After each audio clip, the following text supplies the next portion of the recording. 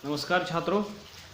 पिछले लेक्चर में मैंने आपको साहित्यिक हिंदी और प्रयोजनमूलक हिंदी के बारे में जो बातें बताई थी, थोड़ा सा हम उसके आगे जाकर पाठ्यक्रम के हिसाब से जो भी कुछ मद्दे हमारे पाठ्यक्रम में लिए गए हैं, उन मद्दों के आधार पर आगे की जो पढ़ाई जो है जारी रखने वाले हैं। तो पाठ्यक्रम के हिसाब से पहला जो यूनिट है या पहली इकाई जो है प्रयोजनमूलक हिंदी नाम उसको दिया गया है, और उसमें अर्थ, परिभाषा और प्रयोजनमूलक हिंदी की स्वरूपगत विशेषताएं ये मद्दा दिया गया है। तो पिछले लेक्चर में मैंने आपको साहित्यिक हिंदी और प्रयोजनमूलक हिंदी में क्या अंतर है, साहित्यिक हिंदी और प्रयोजनमूलक हिंदी को हम कैसे अलग कर सकते हैं, इसके बारे में मैंने थोड़ी सी बातें बताई थी। अब इस लेक्चर में मैं आपको प्रयोजनमूलक हिंदी का अर्थ जो है, जो विभिन्न प्रकार के विद्वानों ने उनके चिंतन के आधार पर प्रयोजनमूलक हिंदी को जिस रूप में परखा, उस रूप को मैं थोड़ा सा आपके सामने रखना चाहता हूँ। इसलिए पाठ्यक्रम के हिसाब से अब जो अगला मुद्दा है प्रयोजनमूलक हिंदी का अर्थ मैं आपको बताने जा रहा हूँ। तो थोड़ा सा किताबों में जो बातें दी है उसके आधार पर हम थोड़ी सी अगर चर्चा करने की कोशिश करेंगे तो मुझे लगता है कि ये बात और अधिक आपके समझ में आ जाएगी। तो वहाँ पे प्रयोजनमूलक हिंदी ये शब्द जो है, असल में अंग्रेज़ी में इसे फंक्शनल हिंदी कहा जाता है, और फंक्शनल हिंदी अंग्रेजी में कहने के कारण अर्थात शब्द की दृष्टि से और प्रयोजनमूलक हिंदी का अर्थ अगर देखते हैं तो एक ऐसी विशेष भाषा जिसको कहा जाता है जिसके माध्यम से हम विभिन्न प्रकार के काम जो है कर सकते हैं। अर्थात प्रयोजनमूलक हिंदी का शब्दशः अर्थ या शाब्दिक अर्थ है ऐसी विशेष भाषा जिसका उपयोग किसी विशेष प्रयोजन के लिए किया जाता है। विशेष प्रयोजन से तात्पर्य है कि आप उसमें से किसी विशेष काम के लिए वो भाषा को अपनाते हैं। उदाहरण के रूप में अगर देखें तो अगर आप बैंक में चले जाते हैं और बैंक में अगर आपको पैसे निकालने हैं तो वहाँ पे पैसे निकालते समय आपको जो पर्चियाँ भरनी पड़ती है और उन पर्चियों में जो भाषा लिखी हुई थी वो एक प्रकार से प्रयोजनमूलक हिंदी का ही एक रूप है। अर्थात मुझे बताना ये है कि ऐसी भाषा जिससे कुछ ना कुछ काम किया जाए, ऐसी भाषा जिसका कुछ ना कुछ इस्तेमाल किया जाए। अर्थात कुछ विद्वान इसे कामकाजी हिंदी भी कहते हैं, साथ ही इसे व्यावहारिक भाषा भी कहते हैं। मतलब दैनंदिन व्यवहार में हम जो भाषा इस्तेमाल करते हैं, दैनंदिन कामकाज में जो भाषा इस्तेमाल करते हैं, उसको हम प्रयोजनमूलक हिंदी कह सकते हैं। संसार में प्रत्येक भाषा जो है या उसका प्रयोग जो है किसी न किसी उद्देश्य से या किसी न किसी प्रयोजन से हम उसका प्रयोग करते हैं। लेकिन ऐसे बिना प्रयोजन के या बिना उद्देश्य की कोई ऐसी भाषा निर्माण नहीं हुई है। लेकिन प्रयोजनमूलक हिंदी के बारे में अगर विचार किया जाए तो उसको किसी उद्देश्य को लेकर काम करने वाली भाषा अर्थात प्रयोजनमूलक हिंदी है। साथ ही साथ दूसरी भाषाओं के अगर बारे में विचार करेंगे तो अन्य कोई भी भाषा जो है बिना उद्देश्य के काम नहीं करती है। भाषा का पूर्ण मतलब यही है कि एक व्यक्ति के विचारों को दूसरे व्यक्ति तक पहुंचाना। अर्थात कोई ना कोई भाषा या कोई भी भाषा जो है किसी न किसी उद्देश्य से वहाँ पे काम कर रही होती है। इसलिए निष्प्रयोजन नामक भाषा कोई वहाँ पे उपलब्ध नहीं है। लेकिन कामकाज की दृष्टि से, व्यवहार की दृष्टि से अगर विचार करें तो प्रयोजनमूलक हिंदी जो है विशेष भाषा है, विशेष कामकाज के लिए इस्तेमाल की जाती है।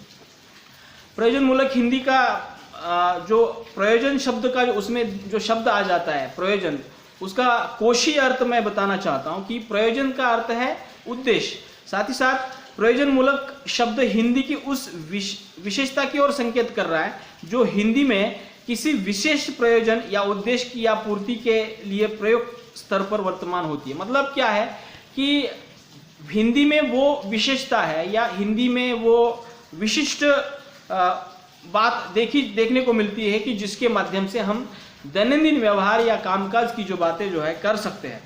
प्रयोजनमूलक नाम के संदर्भ में विभिन्न प्रकार के विद्वानों ने विभिन्न प्रकार के मत जो है हमारे सामने व्यक्त किए हैं। मैं थोड़ा सा उसकी चर्चा करूंगा, आपको समझ में आ जाएगा कि प्रयोजनमूलक हिंदी के अन्य कौन कौन से नाम हैं जिसके आधार पर हम उस क्षेत्र में उसको प्रयुक्त कर रहे हैं। विद्वानों के द्वारा जो नाम दिए हैं उसको अंग्रेजी में मैंने अभी बताया था कि इसको फंक्शनल हिंदी कहा जाता है। अर्थात फंक्शनल हिंदी का ही अनुवाद जो है प्रयोजनमूलक हिंदी के रूप में हम उसको स्वीकारते हैं। दूसरा नाम विद्वान इसे कामकाजी हिंदी देते हैं।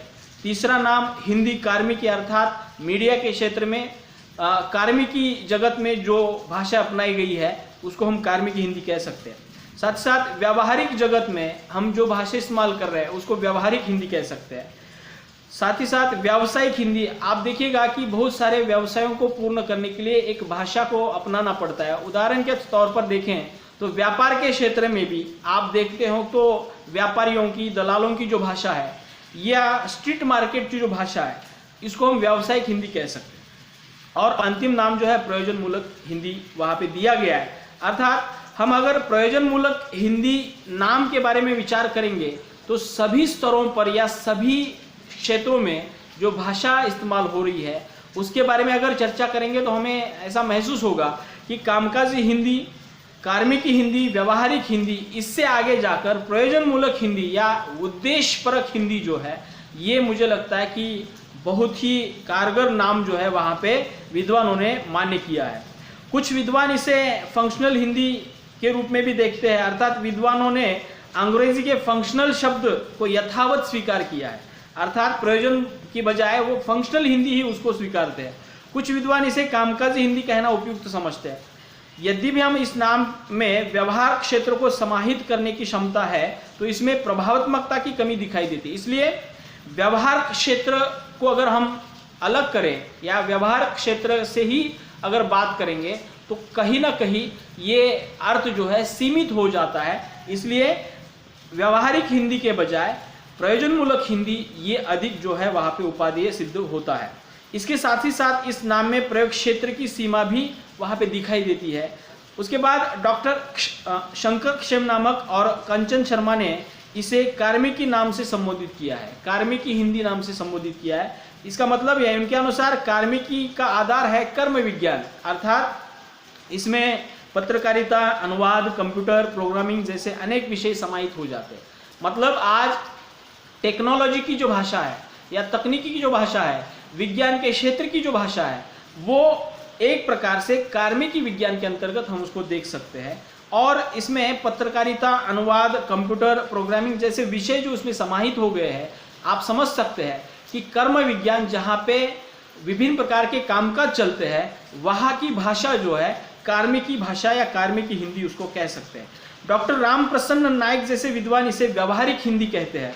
उनके मतानुसार प्रयोजन मूलक शब्द से ऐसा लगता है कि कोई ऐसी भी हिंदी है जिसको हम अलग रखें, निष्प्रयोजन, जिसे निष्प्रयोजन कहा जा सकता है। मतलब उनका ये मानना है कि अगर हम इसे प्रयोजन मूलक हिंदी कहते हैं तो कहीं ना कहीं इसका विरोधी रूप जो है या विलोम रूप जो है निष्प्रयोजन हिंदी हमारे सामने उभर कर आता है। लेकिन वास्तव में निष्प्रयोजन नामक ऐसी कोई चीज़ वहाँ पे मौजूद नहीं है। इसलिए उनके मतानुसार, मतलब डॉक्टर राम प्रसाद नायक जी के मतानुसार, वहाँ पे व्यावहारिक हिंदी ही अधिक उचित लगता है, उन्हें ऐसा कहना है।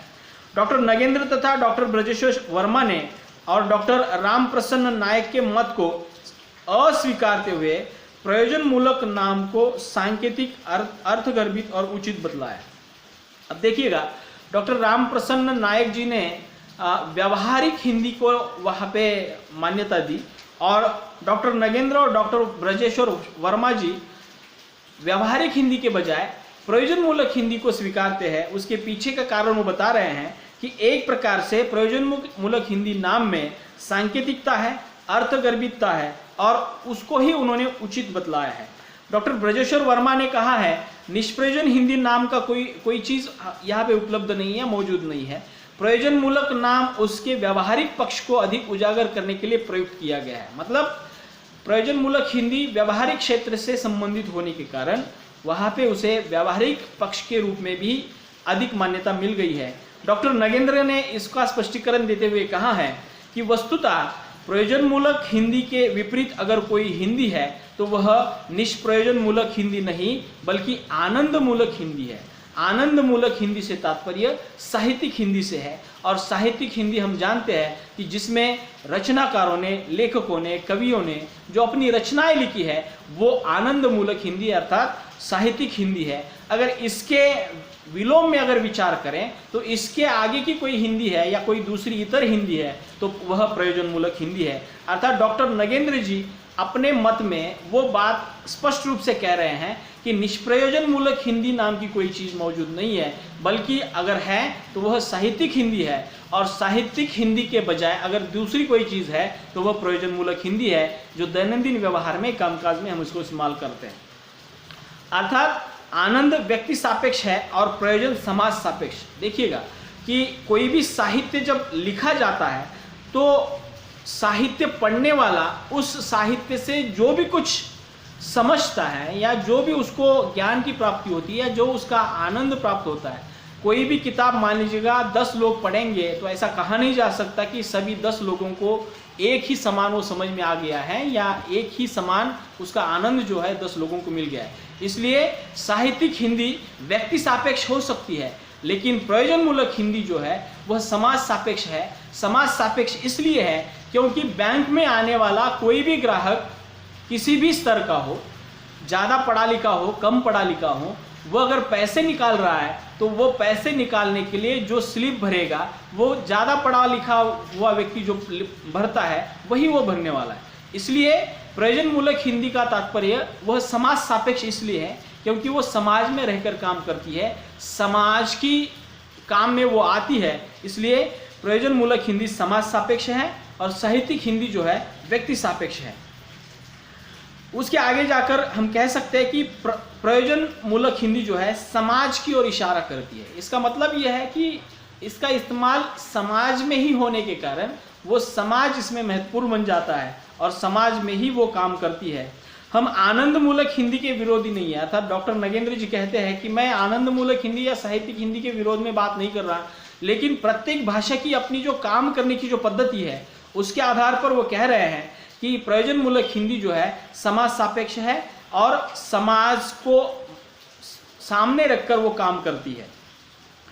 इसलिए आनंद मूलक साहित्य के सभी हम हिमायती है ऐसा हम कह सकते हैं, पर सामाजिक आवश्यकताओं के संदर्भ में हम संप्रेषण के बुनियादी आधार को भी अपने नज़र से ओझल नहीं करना चाहते। मतलब देखिएगा कि समाज में जो संप्रेषण चलता है, जो भी कुछ लेन देन चलती है, उसके लिए किसी न किसी भाषा की आवश्यकता होती है। साहित्यिक हिंदी प्रत्येक जगह पे काम नहीं करेगी। बोलचाल की हिंदी अलग है और साहित्यिक हिंदी अलग है, अर्थात रचनाकारों की हिंदी अलग है और सामान्य व्यवहार की हिंदी अलग है। इसलिए संप्रेषण के लिए, लेन देन के लिए हमें प्रयोजन मूलक हिंदी के रूप को ही अपनाना पड़ेगा और वह हिंदी में विशेषता है।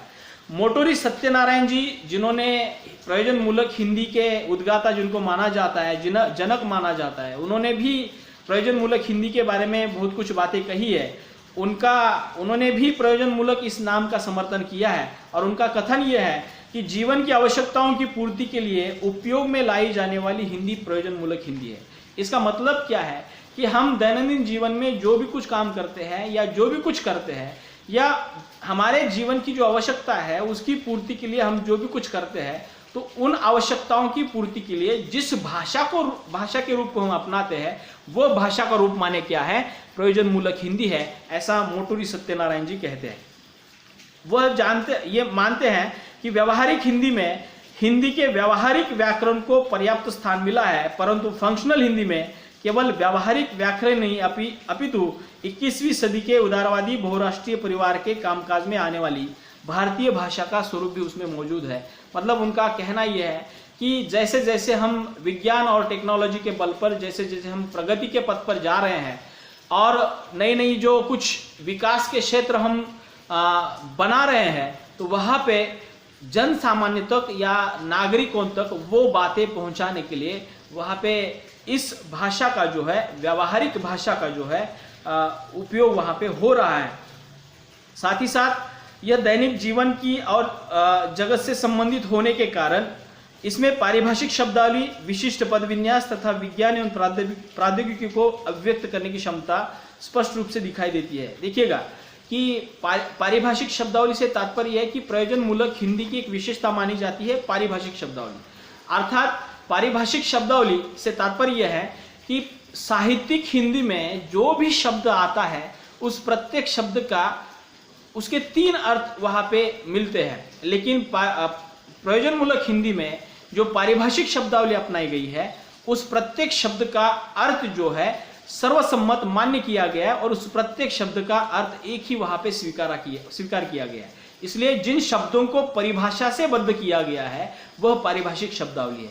अर्थात प्रयोजन मूलक हिंदी में पारिभाषिक शब्दावली होने के कारण, उसको लिखने की एक पद्धति होने के कारण, उसका विशिष्ट पद विन्यास होने के कारण वह साहित्यिक हिंदी से इतर बन जाती है। अर्थात मुझे बताना क्या है कि जिन विद्वानों ने जो भी बातें बताई है वो साहित्यिक हिंदी से हम प्रयोजन मूलक हिंदी को अलग कैसे कर सकते हैं, इसके बारे में ही विद्वानों ने वहाँ पे बातें कही है। अर्थात मुझे बताना यह है कि प्रयोजन मूलक हिंदी कामकाजी हिंदी के रूप में भी जानी जाती है, जिसमें प्रशासन, व्यापार, खेतीबाड़ी आदि सीमित क्षेत्रों की भाषा का बोध हो सकता है, किंतु वैज्ञानिक, तकनीकी, सामाजिक, अनुसंधानात्मक आदि भाषा के व्यापक क्षेत्र से इसे अछूते रह जाते हैं। अतः इसलिए व्यावसायिक हिंदी का नामकरण भी अधिक समीचीन हो सकता है, ऐसा भी कुछ विद्वानों का मानना है। लेकिन मेरे हिसाब से अगर उद्देश्य की बात की जाए, भाषा के प्रयोजन की बात की जाए, उद्देश्य की बात की जाए, तो प्रयोजन मूलक हिंदी ही वहाँ पे समीचीन नाम जो है दिखाई देता है। मैंने पिछले लेक्चर में भी कहा था, डॉक्टर दंगल झाल्टे जी ने प्रयोजन मूलक हिंदी सिद्धांत और प्रयोग नामक पुस्तक में भी एक बात वहाँ पे स्वीकार की है कि वे अंग्रेजी के फंक्शनल शब्द के बजाय अप्लाइड शब्द को भी वहाँ पे स्वीकारते हैं। उसके पीछे की वजह यह है कि जो भाषा हमारे दैनंदिन कामकाज में अप्लाई हो जाती है, अप्लाइड हम करते हैं या लागू इस्तेमाल करते हैं, उसके हिसाब से डॉक्टर दंगल झाल्टे जी का मानना यह है कि हम उसको अप्लाइड हिंदी भी कह सकते हैं, बल्कि फंक्शनल हिंदी जिसको कहा गया था अंग्रेजी में, वो अप्लाइड हिंदी को मान्यता देते हैं। फंक्शनल हिंदी से तात्पर्य कार्यात्मक या क्रियाशील कहते हैं, और प्रयोजन मूलक हिंदी या व्यावहारिक संकल्पना वहाँ पे सामने आने के कारण मैं समझता हूँ कि जिन विद्वानों ने जो भी बातें बताई गई है प्रयोजन मूलक हिंदी के बारे में, हमें इतना ही सोचना है कि साहित्यिक हिंदी से इतर जिन क्षेत्रों में मैंने जो क्षेत्र अभी गिनाए थे, अनुसंधान का क्षेत्र है, व्यापार का क्षेत्र है, पर्यटन का क्षेत्र है, शिक्षा का क्षेत्र है, उसके बाद कृषि जगत का क्षेत्र है, महिला जगत का क्षेत्र है, वैज्ञानिकों का क्षेत्र है, ऐसे बहुत सारे क्षेत्र हैं जहाँ पे जो भाषा अपने दैनंदिन व्यवहार में इस्तेमाल हो रही है वह भाषा जो है प्रयोजन मूलक हिंदी है। मुझे लगता है कि प्रयोजन मूलक हिंदी का अर्थ और उसके बारे में जो मैंने अभी चर्चा की है आप लोग समझ चुके होंगे।